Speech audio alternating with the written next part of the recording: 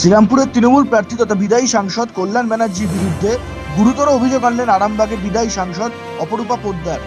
তিনি বলেন, কল্যাণ Banerjee schedule caste দলীয় মাইনরিটিদের বিরুদ্ধে। প্রসঙ্গত, বুধবার আরামবাগে মুখ্যমন্ত্রী মমতা বন্দ্যোপাধ্যায়ের জনসভায় মঞ্চে অপরূপা পোদ্দার উঠতে গেলে তাকে বাধা দেওয়া হয়। কেন তিনি মঞ্চে উঠতে পারলেন না, সেই প্রশ্নের উত্তর দিতে গিয়ে কল্যাণ ব্যানার্জির বিরুদ্ধে গুরুতর অভিযোগ আনলেন অপরূপা পোদ্দার। তিনি সমাজস্থল থেকে বেরিয়ে যাওয়ার সময় সাংবাদিকদের বলেন, সব তো তুমি ক্যামেরাতে